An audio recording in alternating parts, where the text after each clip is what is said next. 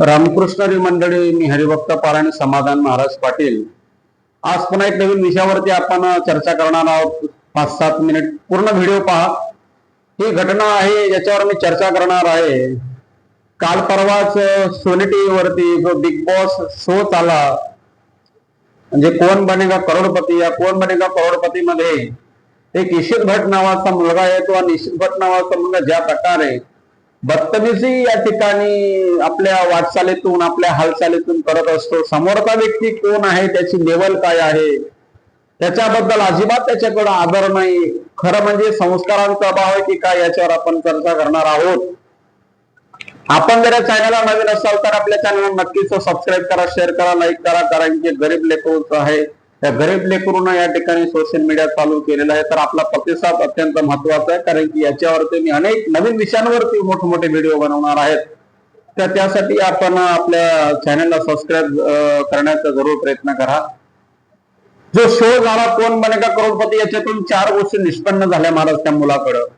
एक, त्या पोरगाकडे अजिबात संस्कार न होते.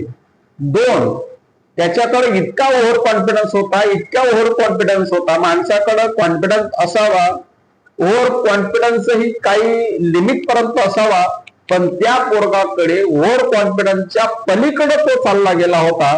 नंबर 3, त्याच्याकडे नम्रता नव्हती. आणि नंबर 4, त्याच्याकडे आदर न होता. नंबर 5, त्याच्याकडे अध्यात्माचं ज्ञान नव्हतं. म्हणजे मी म्हणू शकतो की माता पित्यांनी त्याला अध्यात्माचं ज्ञान दिलंच नव्हतं. सुरुवातीला त्याला 4 प्रश्न अतिशय सोपे विचारले काय गेले. तो म्हणत होता की ऑप्शन में दो, कोई जरूरत नहीं है, ऐसा ही है, ये क्या फालतू की सवाल पूछ रहे हो. आणि बोलण्याची जी टोनिंग त्याच्याकडे होती, त्या बोलण्याच्या टोनिंग मध्ये अजिबात नम्रता नव्हती, अजिबात सॉफ्टनेस नव्हता.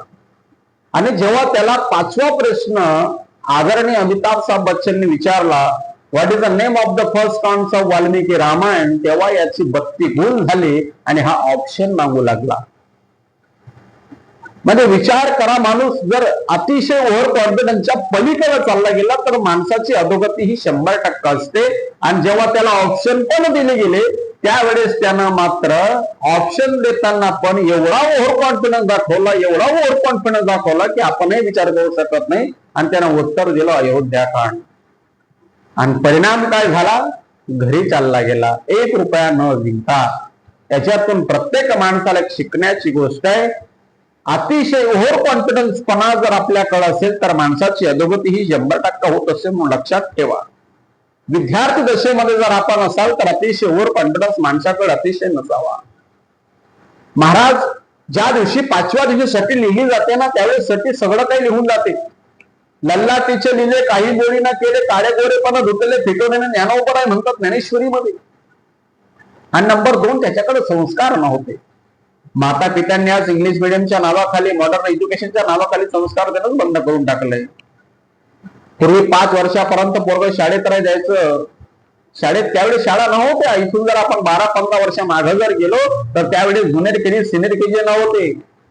आणि आज परिणाम हे झालाय की माता पित्यांना स्वतःची पोरं वागवायला वेळ नाही.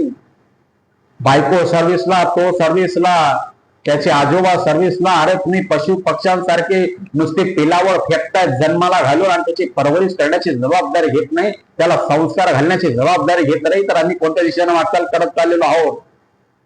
येणारा काळ इतका भयानक असणार. काम वासनेच्या युगानं आमचा देश हा काळोख्या रात्रीच्या पलीकडे चालला जाणार, ही गोष्ट लक्षात ठेवा. शब्द समजून घ्या माझे. प्रकाश राहणार नाही. प्रकाश म्हणजे चित्त शुद्धी राहणार नाही. सगळ्यांच्या बुद्ध्या काळ्या होणार, मलिन होणार. हा संस्कार द्यायला आमचे मुलं अजिबात तयार नाहीत.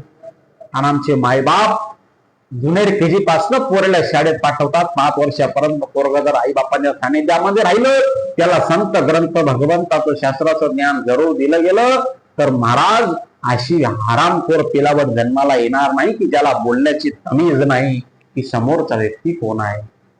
नंबर 2, त्या पोराकडे नम्रता अजिबात नव्हती. त्याच्या बोलण्यामध्ये नम्रताच नाही, आदर भावच नाही.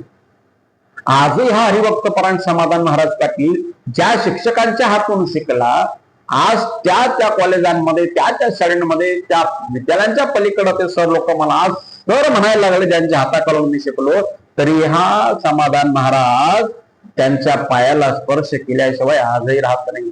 आजही त्यांच्या समोर माझी मान खाली असते, तरच माणूस मोठा होतो. ज्यांच्या हाताखालून आपण शिकून गेलो ना, त्यांच्या नजरेमध्ये नजरे टाकून माता करू नका, ना तर तुमची अधोगती 100% होईल. माणसानं कृतज्ञ असायला पाहिजे, नेहमी लक्षात ठेवा. आदरभाव असायला पाहिजे, नम्रता असायला पाहिजे माणसाकडं. आणि नंबर 3, त्याच्याकडं अजिबात अध्यात्माचं ज्ञान नव्हतं. मी नेहमी सांगतो, आज कथा वाढली, कीर्तन वाढली, प्रवर्तन वाढली, पण आमच्या मुलांमध्ये किती अध्यात्माचे धडे रुजले गेले. जो कीर्तनकार आम्ही बनवतो तो हरामखोर आपलं दुकान म्हणून चालला जातो. त्याला काय घेणं देणं आहे? आजचे कीर्तनकार मुळीच नाही. मी नेहमी सांगत आलेलो आहे, हे कलाकार आहेत, नालायक लोक. कला दाखवतायत, काय करतायत? दुसरी बोलण्याची कला दाखवतात, शेरशायरीची कला दाखवतात. यांना परिवर्तनाशी अजिबात देणं घेणं राहिलेलं नाही. हे फक्त वरून साधूचा वेश दाखवतात. आतीन यांची हरामखोर बुद्धी झालेली आहे. एक गोष्ट लक्षात ठेवा, आम्हाला आज परिवर्तनाची गरज आहे. जर आम्ही सप्ताह करत असाल, जर ज्ञानोबाराची ज्ञानेश्वरी वाचन करत असाल, तपोबरायांचा गाथा वाचन करत असाल, तर जेवढी काही वाचक मंडळी बसलेली असते यांच्यावरती 20 मार्काची आम्ही शेवटची परीक्षा घेतली पाहिजे. आणि ज्याचा 1, 2, 3 नंबर येईल त्यांना बक्षीस दिली पाहिजे. याच्यातून अध्यात्माचं ज्ञान जागृत होणार. असे नवीन नवीन उपक्रम आपण या ठिकाणी सप्ताहामध्ये राबवले गेले पाहिजेत, तरच आमचं परिवर्तन होईल.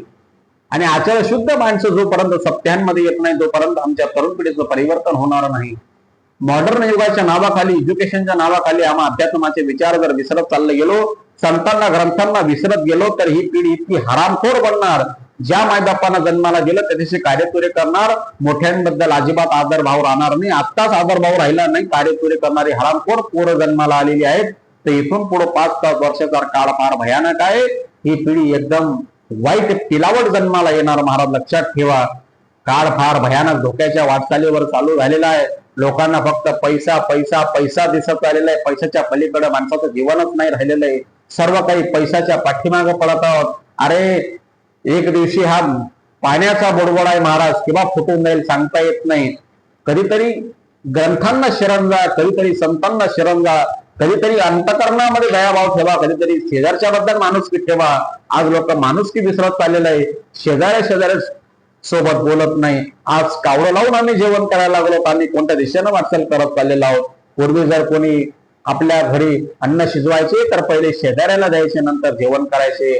आता मात्र फार अनेक गोष्टी बदलत चालल्यात. महाराज मी जास्त विषयाचं चिंतन करत नाही. म्हणून त्या बिग बॉस शो मधून आम्हाला एकच शिकायला मिळालं की आज आमच्या पोरांना संस्कार अजिबात राहिले नाहीत आणि अध्यात्माचं ज्ञान नाही राहिलं.